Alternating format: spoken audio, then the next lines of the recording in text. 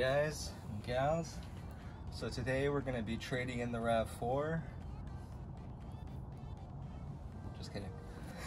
So today we're going to go over this steel bumper, sort of overview at first, and then we'll get into the install.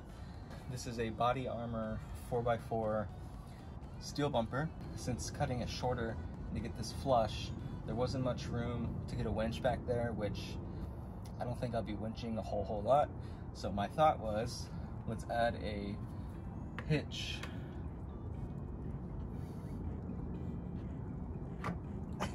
receiver to the front from Draw-Tite. I should mention they hooked me up in this video. Shout out to Draw-Tite, thank you.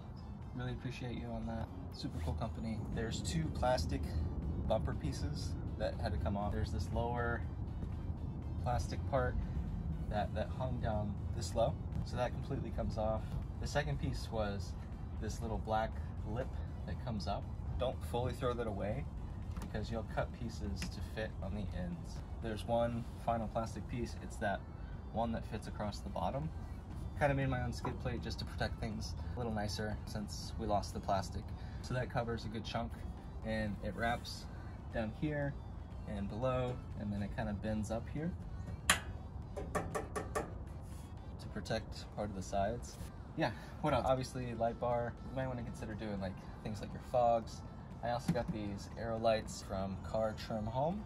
Oh, if you get into welding, don't weld on your vehicle while the battery's connected.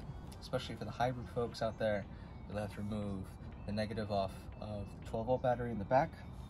But not only that, there's the high voltage battery under the rear seat. Not that we get into that here, but just general rule, please don't think you can weld while batteries are attached to your vehicle and all the metal parts. So just be safe. It's fully attached. There's no wiggle. There was a little wiggle. I will say, when I only had that lower bar attached, it essentially created a lip, and it was only attached here, so it was kind of doing that number. So what I had to do was find a higher mounting point connected to the bumper, and there's two steel bars running behind this. So once I got that top bar attached and bolted to the top frame post of this, now it's fully locked in and there's no wiggle now. But yeah, see, fully attached. Stand on this, right? Pretty solid. I'm actually surprised at what I was able to pull off here. Just as surprised as y'all are. It does come with edge trim. It's like rubbery, so you can pull that off, put it around the edges that you want to protect, or just make it a little nicer. So I ran most of this strip around the top part of the bumper. I used some of the remaining trim on this part that I cut here, because once you cut that, it looks kind of nasty. So there's some edge trim here to make that look cleaner. Quick under and side views. You'll see my lower skid plate there. I'm trying to show you what's kind of exposed and what's not. That skid plate is protecting a good chunk of stuff, so I'm not too concerned anymore. Just didn't love not having some kind of skid plate. That's just, I think I used 16 gauge steel from onlinemetal.com. Yeah, it's like 60 bucks. Cut it down, bent it, and then sprayed it for a finish. So pretty cheap. A little bit more of an angle, a little bit higher clearance. Again, don't know the actual metrics or measurements here, but should give you a better idea.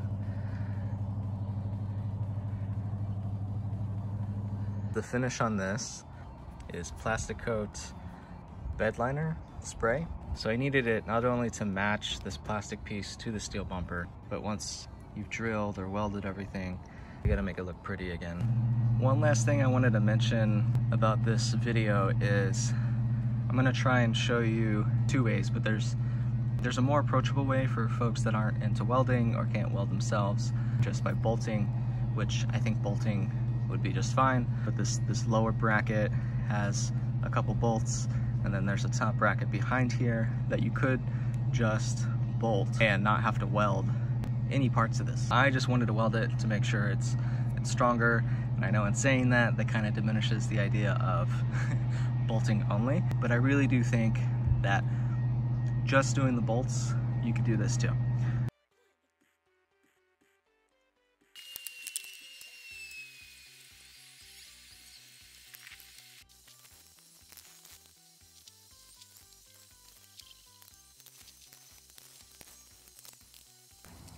Got the lower brackets removed. Make sure you have that jack stand in place for the subframe because it will drop. So that's just positioned right there.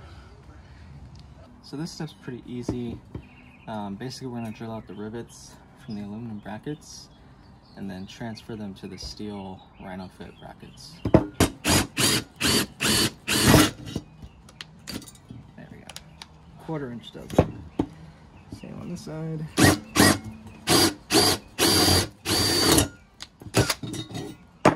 And then what we're going to use is self-drilling screws.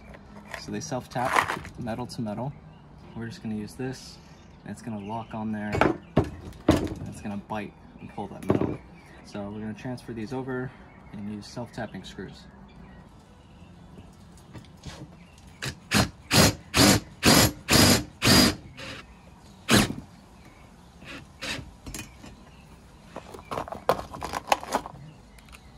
Okay, before I get too far, I just got this one snug in there before tightening all the way down. Otherwise, it would make this one really hard to get in place.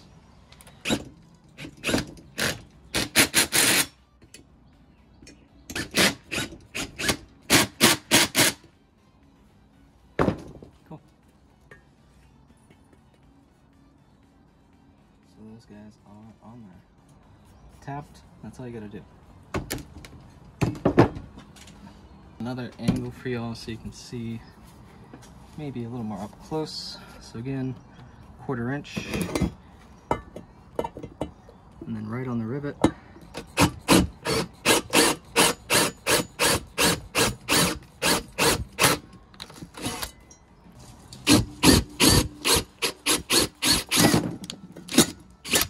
Our self-tapping screws. Again, we're just gonna get this snug, not go all the way. At least on the first one.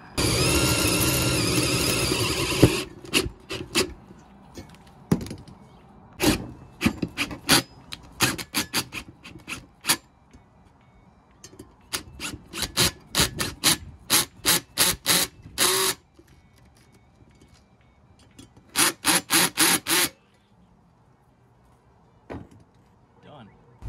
Okay, ran into a slight issue with these brackets. This top hole doesn't align. I don't think it's Rhino Fit's fault, but I think it's because I have a hybrid. I'm not entirely sure. So, it's okay, because what I'm gonna do is just drill a hole here to get this screw to fit through. And then we should be back to business. Not a big deal, little speed bump, so it's all right. Okay, I got it drilled out, used a 5/16 drill bit. Should fit in there. Yep, cool. Now I just gotta tighten it down. This next step, you have your 4-foot 1/8 inch steel bar.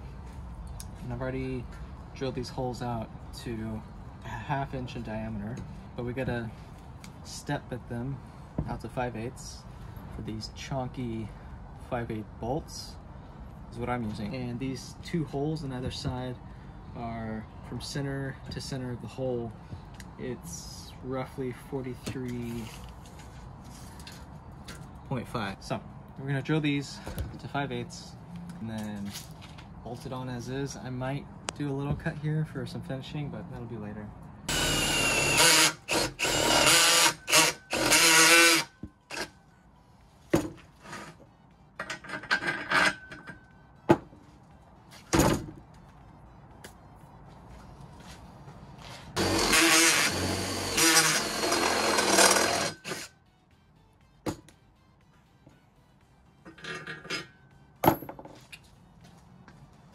Quick test fit with this angle bracket on here. Got the Rhino Fit brackets back there, and then you have the 5/8 bolts coming through. And put the bumper on here and slowly cut away the back side of it until it starts sitting flush with where I want it. So once I get it cut deep enough, I'll try and keep track so I can just give you a solid number so you'll know how deep to cut it. Should sit flat and nice on top of this bracket. I'll do some further reinforcements later, but yeah, this is where it's gonna sit. For this part, I'll be cutting 3.5 inches off the back. But once it's cut, I'll do a test fit again to make sure that's enough, or if it's too little. So yeah, and then make sure you have some safety gear, respirator, eye protection, hearing protection. You don't want to be breathing in metal as it's flying around in the air.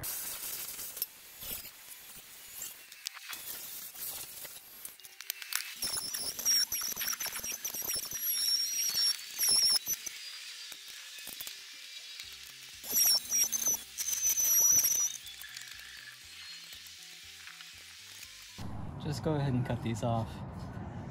They're interfering too much with me lining this up, so just keep that hole right there, that tab.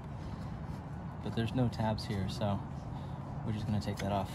Should have done it in the first place, but I was trying to take it step by step, so.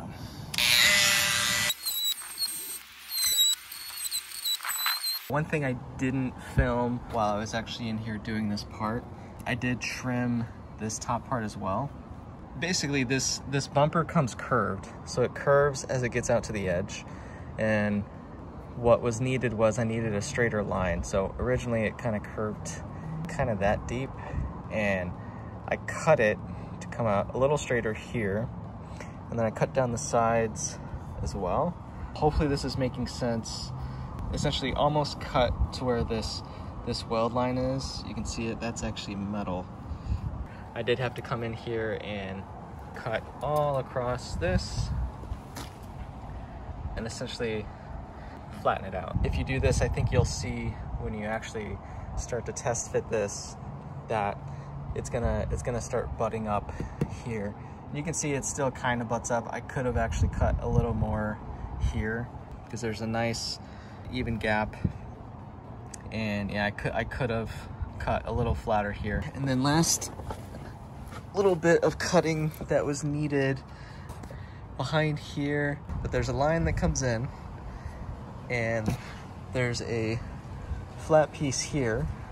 I cut a little divot out there, and I just didn't want it to bend this line if I ever take the bumper off in the future and forget that there's a flat metal part of the bumper that'll start to teeter up and potentially bend or damage this. So there's a little hole cut out back there to avoid that in the future. So I have the lower steel angle clasp to the bumper. Basically, if you can see, you probably can't see, this was bolted to the bumper, and then I placed this on and held it in place while I marked it with a Sharpie on both sides.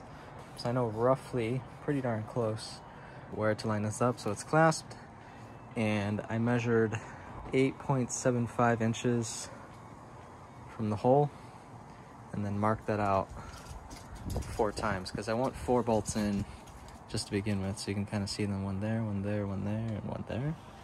And I'm going to bolt that together just to make sure it's secured, and I'm going to go back and weld. Have the lower steel angle bracket bolted and spaced out evenly. Got it all prepped, ready for welding. Should probably do a little more prep. Got this cut out because I'm doing a hitch on mine, so I can have a front mounted hitch. It's all grinded. Everything should be smooth to the touch. I did angle these a little bit, or cut them, so it's not such a, so it doesn't look like a steel angle, basically, sticking out from under my car. So that should blend in a lot better.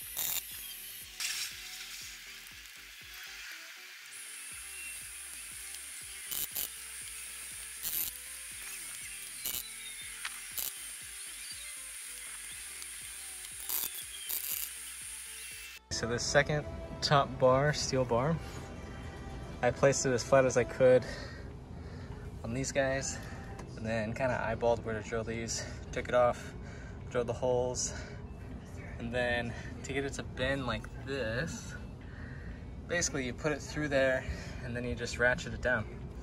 So now it's nice and bent. So the next thing I gotta do, you see there's space, either weld or L bracket here to get it to attach to this, and then it'll be a much more secured setup you got.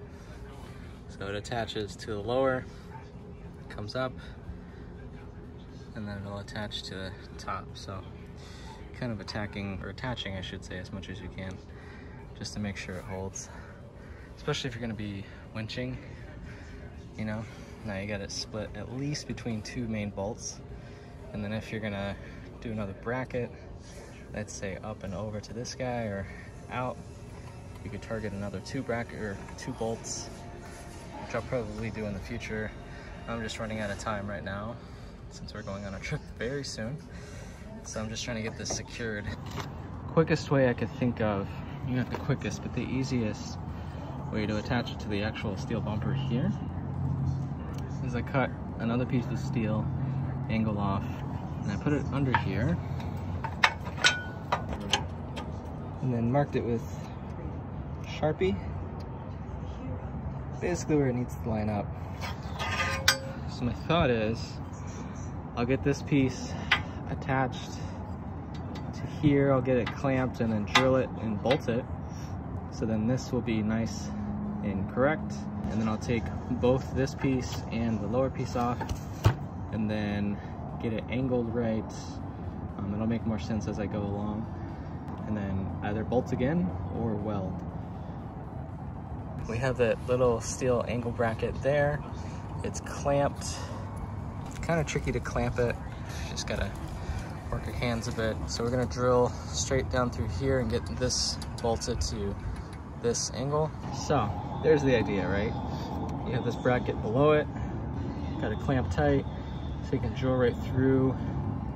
Got those brackets bolted to the crossbar. So the next thing you're gonna look at is where you marked, right? Basically you're gonna hit it back that way until both sides start to line up. Show you this side too. So this one's looking pretty solid. Try to get it level. Could probably go a little more. If I was going the full bolt route, you need to drill this way, through this cross member here. Or you could do another bracket on this side while everything's nice and stiff, and then bolt back that way. Just trying to throw out ideas. I'm not gonna go full hog on only bolting here, but at this point, I'm basically gonna weld this little bracket here. Since this is secure, that's snug. And then what I'll also do, I'll probably reinforce this with some more triangles like I did on the lower lip down there. I might do, yeah, I'll probably do a triangle on the back side here too. So once that's welded down here, get a triangle going here.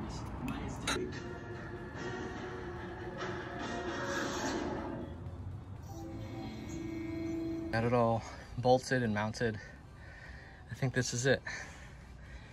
Got two steel angles going straight across. One's bolted to the frame post. One's bolted to the subframe with the rhino fit brackets below. Same on this side. And then you get a better idea of how this is attached. What I was wanting is it to like cup up so it's really biting from a high point and a low point. So this I feel really, really good about. It's not moving at all. There's no wiggle, no play. If I wanted to, I could try and fashion up another bracket that goes up and over to this guy or to that guy. Or actually I could do something to there too. There's a bolt that comes off. But anyways, I think this is pretty secure. And I mean, that's wiggling with the frame and everything. So, yeah.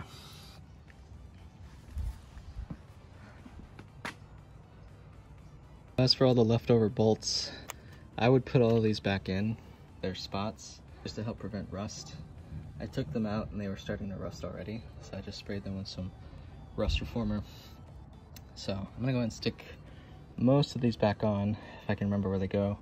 These white clips, these screws and everything, push clips, those are from the plastic trim that ran down below, so I don't think I'll need those anymore. One of the last things that I'm doing just to finish off this whole front modification is I made my own custom skid plate. It is 16 gauge carbon steel from Online Metals. It's about 60 inches by 9 inches. I did a really rough job on this first one, so I'll probably end up redoing this, but it'll work for now. It's mainly there for protection. This is V1 of the skid, but I'll probably end up redoing it. This isn't that expensive. I went with 16 gauge for a reason. It should be thick enough to protect me from some of the smaller stuff. I got a bigger size, cut it down, so I got like $80 worth, but I only needed about half. So yeah, I'd say 60 inches by 9 would be pretty solid. It's really all you're gonna need. And that should only be about 40 or 50 bucks of 16 gauge sheet metal. And again, I got that from Online Metals. You put your own measurements in, they chop it, send it to you extremely quickly. I think mine came in 3 days. Really good site to use for all your metal needs. This is Flex Seal on it. First sprayed it with Rust-Oleum and then essentially sealed it with liquid rubber or Flex Seal. So it's got like a nice kind of finish to it for now. I have it roughly mounted, but hopefully that gives you an idea of the coverage I'm getting. These lower Rhino Fit brackets, they come pre-drilled, pre-threaded for M8 bolts. So these are M8 and then roughly 25 millimeter long. So those I'm threading right up through this and then into the Rhino Fit brackets. And to get this bend, I initially, it took me a couple tries, which is fine. I mean, this is basically my prototype skid plate. It took me a couple drills and then I finally got it and then drilled it, threaded it and got it tightened. Then I went and bent this by hand just up while it was still bolted.